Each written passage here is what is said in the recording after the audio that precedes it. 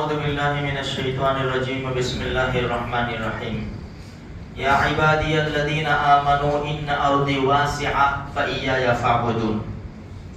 اللہ کا اعلان ہے کہ میرے ایمان والے بندو، میری زمین بہت وسیع ہے، بہت وسیع زمین ہے، میری عبادت کرو۔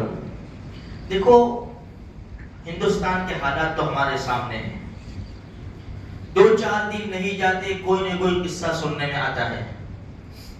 ایسا سمجھو ہم مجبور، لاچار، بے بس، ضعیف، مسکین، ناتواں، جو کچھ کہے سب ہے۔ ایسا کیوں ہے میرے بھائیوں؟ جو ہماری زندگی گزارنے کا طریقہ ہے نا، اگر صحابہ کرام کی جماعت دیکھیں نا کہ مسلمان بھی ہے کہ نہیں ہے۔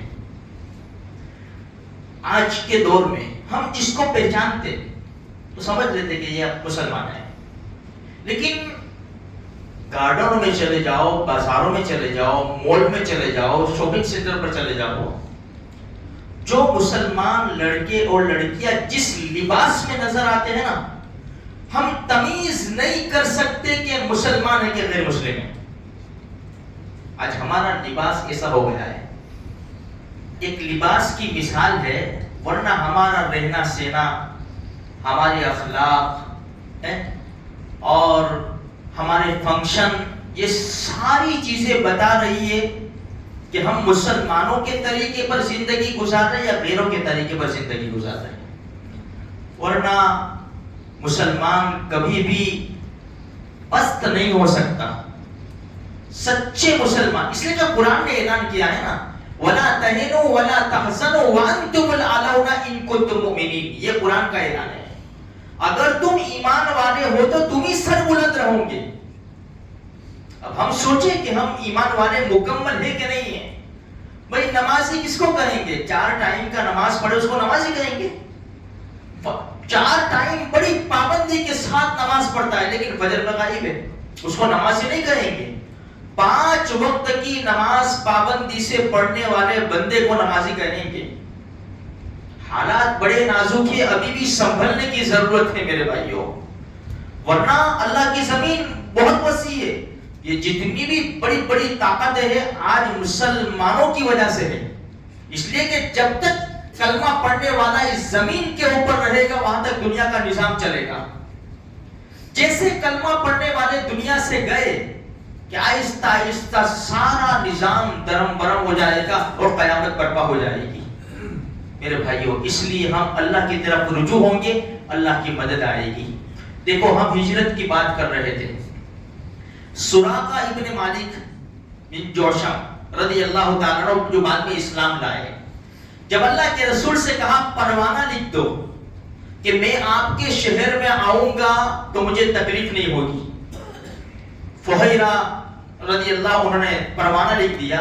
اللہ کے رسول نے ایک بات فرمائی جو کتابوں میں ملتی ہے کہ سراقہ اس وقت تیرا کیا حال ہوگا جب کسرا کے کنگن تیرے ہاتھوں میں ہوں گے۔ سراقہ حیران، پوچھنے لگے کسرا ابن ہرمز؟ ہاں، یہ کسرا اس زمانے میں سپر پاور تھا، زبردست طاقت تھی کسرا کی۔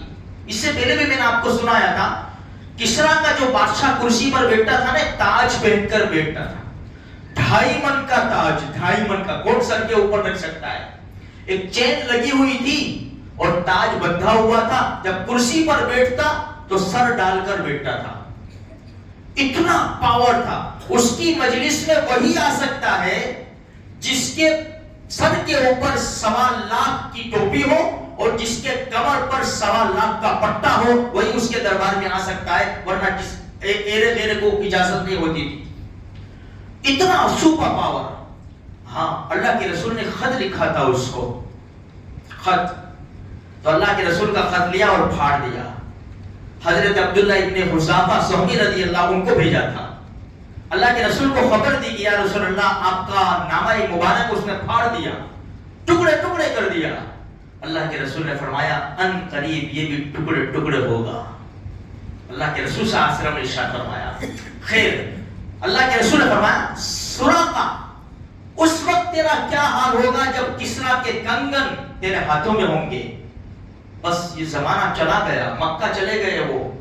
اللہ کے رسول نے دنیا سے پردہ فرمایا, ابو بکر صدیق رضی اللہ تعالیٰ دنیا سے پردہ فرمایا, عمر ابن خطاب کے زمانے میں فتوحات کے دروازے کھلے, اور صحابہ کرام نے کسرا سے آمنا سامنا کیا اور شیشہ پگھلا ہوئی دیوار کی طرح ڈٹ گئے اور بڑی طاقت کو ٹکڑے ٹکڑے کر دیا.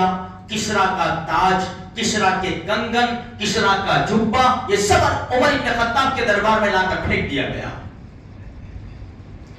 جب یہ کنگن اور تاج دیکھا, آواز لگائی سراقہ کہاں ہے؟ مسلمان ہو گئے تھے اس وقت. عمر ابن خطاب, سراقہ کہاں ہے؟ امیر المومنین حاضر ہو, آ جاؤ آ جاؤ. تھوڑی دیر کے لیے, اللہ کے رسول کی پیشین گوئی تھی نا, اس لیے سونے کے تھے کنگن, پیشین گوئی تھی, تھوڑی دیر کے لیے پہنائے یا پہنو, سر کے اوپر تاج رکھو, یہ جبہ بھی پہنو اور گھوڑے کے اوپر سوار ہو جاؤ. جب یہ سب پہنا تو سراقہ ابن مالک کی اس وقت کیا حالت تھی؟ جب پکڑنے جا رہے تھے بڑا تکبر تھا, لیکن اب تو ایمان دل میں آ چکا تھا, محمد رسول اللہ صلی اللہ علیہ وسلم کی محبت دل میں آ چکی تھی, قرآن کی حلاوت دماغ میں اتر چکی تھی. یہ سب پہن کر آنکھوں سے آنسو جاری ہو گئے. اللہ اکبر, آنکھوں سے آنسو جاری, رو رہے ہیں اور کہہ رہے ہیں سچ کہا میرے آقا محمد رسول اللہ صلی اللہ علیہ وسلم نے, کوئی تصور نہیں کر سکتا تھا اس زمانے میں کہا تھا آج میرے ہاتھوں میں کنگن ہے. عمر ابن خطاب نے کہا اب اتار دو اسے, اب اتار دو اسے. یہ ہے اسلام میرے بھائیوں. آج بھی اگر ہم پکے سچے مسلمان بن کر زندگی گزاریں گے, اللہ کی قسم دنیا ہمارے قدموں میں ہے. دنیا کی کوئی طاقت ہمارا بال بیکا نہیں کر سکتی. لیکن آج افسوس کی بات ہے, ہم نے مسجدوں کو چھوڑا, قرآن کو چھوڑا, اسلام پہ عمل کرنا چھوڑا.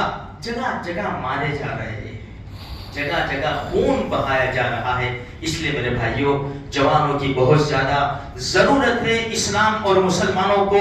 یہ جب تک دیندار نہیں بنیں گے ان سے کام نہیں ہو سکتا. اللہ تبارک و تعالیٰ مجھے بھی, آپ کو بھی, سارے مسلمانوں کو پکے سچے دیندار بنائے.